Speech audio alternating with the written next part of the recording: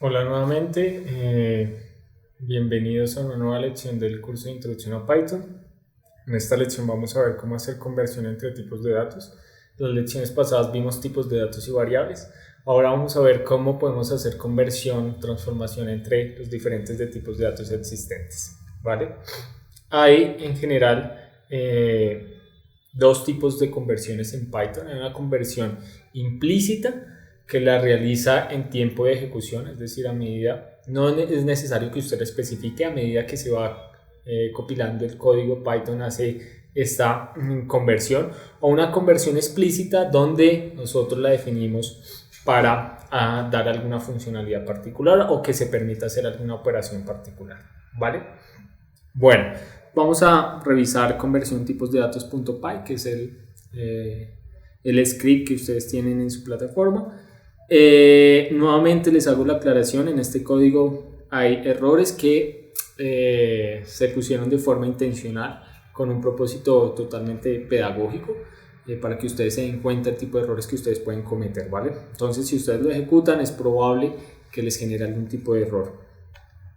Bueno, conversión, vamos a empezar con la conversión implícita. Supongamos que tenemos una variable de tipo entera a la cual le vamos a asignar el valor de 4 y tenemos una variable de tipo flotante al cual le vamos a asignar un valor de 1.5. Como se pueden dar cuenta, no hay un agreement entre los tipos de datos de ambas variables. Esta es de tipo entera y esta es de tipo flotante. Entonces la pregunta es: ¿qué tipo de dato será asignado a la variable que recibe la suma de las dos variables, de num int y num float? Bueno, vamos a averiguarlo. Vamos a construir una nueva variable que se llame sumNums, que va a recibir el resultado de la operación de suma de num int y num float. Si yo hago el proceso de asignación y la suma y el proceso de asignación, imprimo el resultado, lo que va a obtener, como se esperaba, es un valor de 5.5. Eso nos dice que el tipo de dato de la variable, el resultante, es un tipo float. Y como se dan cuenta, automáticamente, sin que usted se lo especificara, el lenguaje lo que hizo fue asignarle de forma automática a la variable sumNums el tipo de dato float. Lo que sucedió detrás de escenas es que el lenguaje transformó ambas variables sin que nosotros lo especificáramos, en este caso num int a float, para que se pudiera realizar la operación de suma. ¿Sí? Esta es una conversión implícita.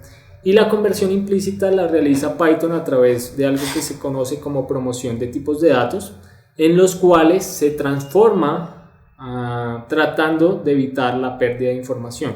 En este caso, si un float fuera transformado a tipo entero, quedaría como 1, no como 1.5, y al hacer la suma quedaría 1 más 4, sería 5, y habría pérdida de información porque el resultado real es 5.5, no 5. Entonces, siempre cuando hay una conversión explícita, el lenguaje trata de minimizar la pérdida de información y realiza la transformación de la variable, en este caso entero a flotante, que es lo más apropiado para evitar que exista una pérdida cuando se está haciendo la operación, en este caso es suma.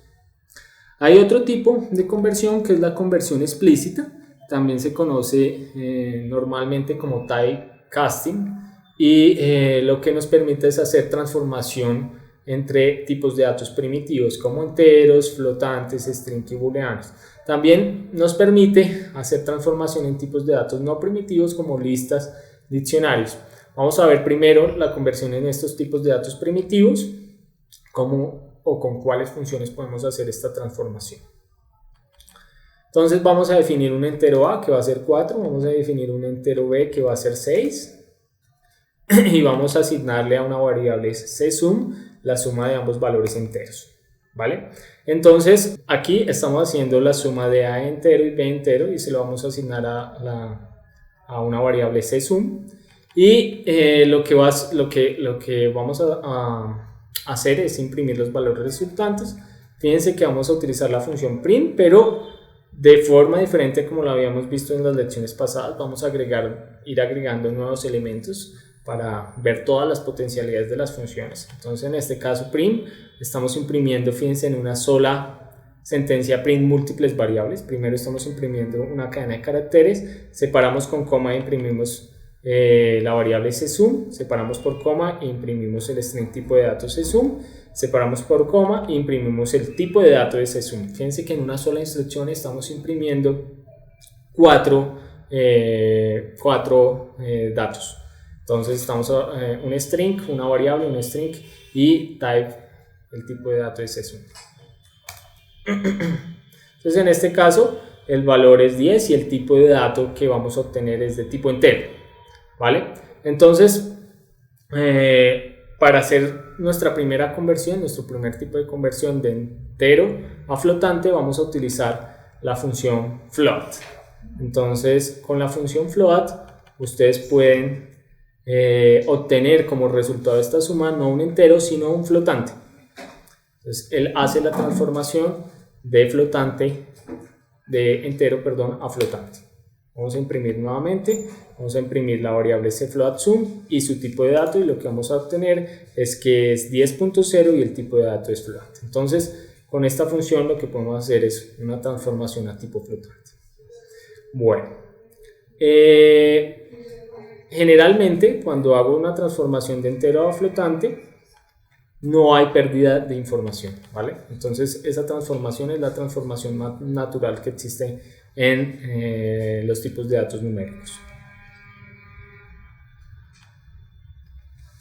Ahora vamos a definir dos variables, afloat y bfloat, uno con 4.3 y el otro con 6.0. Cuando haga la suma voy a obtener como resultado de esa suma 10.3 y el resultado de esa variable de ese sum va a ser de tipo flotante. Cuando yo haga la transformación a entero utilizando una función int lo que me hace es transformar el tipo de dato a un valor entero, lo que va a pasar es que voy a perder el valor flotante de ese número y hay pérdida de información. Fíjense, acá cuando haga la sumatoria de los dos números voy a obtener 10, porque hice la transformación a entero, pierdo el valor flotante, el punto 3. ¿Vale? Es importante que ustedes tengan en cuenta que cuando se hace una transformación de float a entero, es posible que haya pérdida de información. Bueno, también podemos hacer conversiones a partir de strings, si contiene valores compatibles. Eso quiere decir, si el string es un número válido, nosotros podemos transformarlo tanto a un entero como a un flotante. Supongan que tenemos aquí en este caso 23, un string, fíjense que es un string que está delimitado por comillas dobles, otro string 3.1. Cuando haga acá la sumatoria de los dos strings, él realmente no me está haciendo la sumatoria porque él identifica que no son números, sino que en este caso la suma va a operar no como una sumatoria de números enteros, sino como una función de concatenación. Él va a concatenar los dos strings, 23 y 3.1, y va a dar 233.1, pero realmente lo que hay ahí es un string. Por eso, cuando estamos haciendo, no se puede hacer sumatoria de strings, lo que se hace es concatenación de string con el operador más. ¿Vale? Pues, ¿qué pasa si yo quiero realmente, no quiero concatenar, si lo que quiero es realizar una suma? Yo primero tengo que hacer una transformación del string a un tipo de dato. En este caso vamos a hacer la transformación de A-string y B-string a tipo flotante. Y una vez yo hago esa transformación, yo ya puedo ya se ejecuta de forma correcta la suma y obtengo el valor que deseo, que es 26.1, y un resultado de una variable de tipo flotante, ¿vale? Entonces es importante saber. En este caso se pudo hacer la transformación a tipo flotante porque los números estaban correctamente, eran números compatibles, era un número, estaba bien escrito el número en el string. Pero también se puede presentar el caso que no son compatibles. Por ejemplo, si yo aplico aquí, trato de hacer una transformación a entero de 10,2, pues no va a ser posible, porque como ustedes saben el coma no es un separador decimal válido, tampoco flotante puedo hacer eso porque la coma no es un separador decimal válido, y lo que aquí encontramos es un error de valor. Este error de valor es típico cuando ustedes están haciendo conversiones entre tipos de datos. Tampoco puedo convertir un string que no tenga dígitos ni sea un número válido. Por ejemplo, SSS no lo puedo transformar en un número, ¿vale? Entonces, conclusión, los strings los puedo transformar a números o a flotantes siempre y cuando sean compatibles, lo que hay en el string sea un número válido. Ahora vamos a ver la conversión en tipos de datos no primitivos como colecciones, diccionarios, tuplas, listas y conjuntos. Las conversiones entre listas y tuplas son transformaciones naturales, se pueden hacer muy fácilmente. Recuerden que en ambos casos son listas, conjuntos de elementos ordenados. La diferencia entre una y la otra es que la tupla es inmutable, no la puedo modificar en tiempo de ejecución. Por lo tanto, si yo quisiera modificarla, primero tendría que transformarla a una lista. Vamos a definir una tupla, vamos a definir esta lista. Cuando yo haga el casting de la lista a una tupla, yo voy a utilizar la función tuple y con eso yo transformo mi lista en una tupla, como se pueden dar cuenta. Y de forma similar, con la función lista, voy a transformar una tupla en una lista. Bastante sencillo. También puedo hacer conversión de string a lista o tupla, pero es un comportamiento que ustedes tienen que tener muy claro. Voy a definir un string y cuando yo haga la transformación a tupla o a lista utilizando las funciones que mencioné anteriormente, lo que va a hacer es separar cada carácter y cada carácter va a ser una posición o de la tupla o de la lista. Por ejemplo, en este caso voy a crear una tupla y cada elemento que va a estar resultante de esa tupla va a ser cada carácter de mi string. E, S, T, E por separado, el espacio es el curso, etc. Lo mismo con la lista. Va a ser la lista donde cada elemento va a ser un carácter de mi string.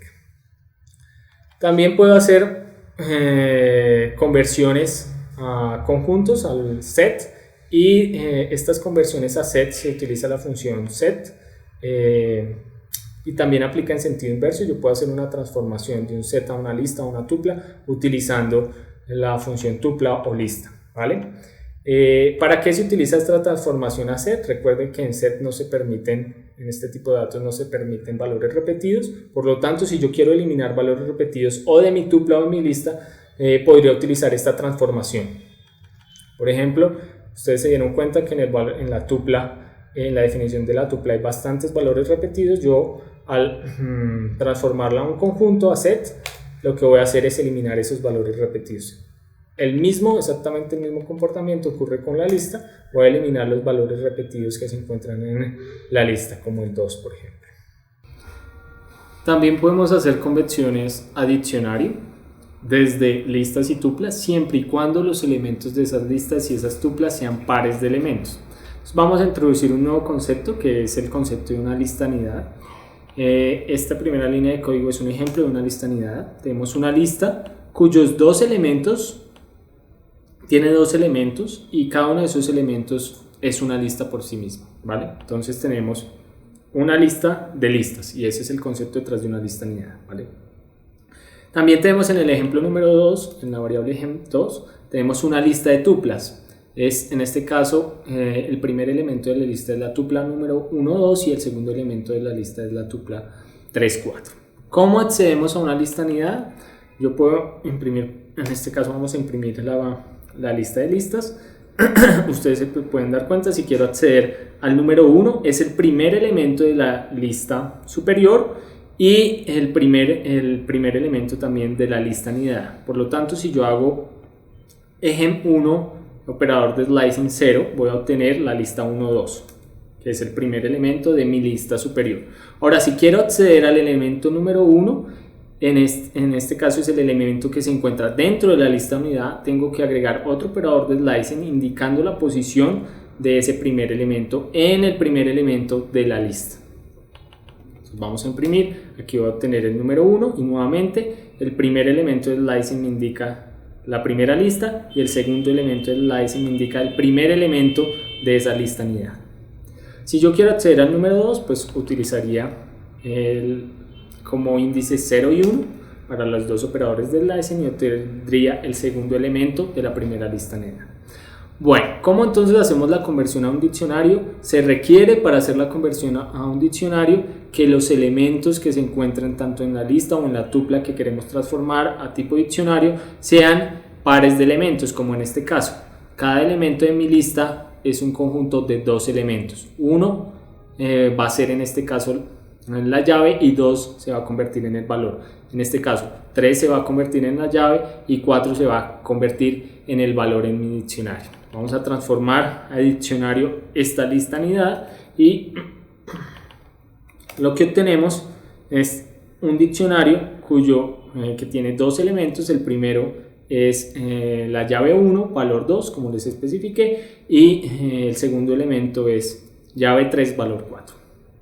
Lo mismo puedo hacer con la lista de tuplas y funciona exactamente igual. Entonces lo importante acá es que el conjunto de elementos sea, cada elemento de por sí sea una tupla llave valor. Bueno, muchas gracias. Con esto terminamos la conversión de tipos de datos.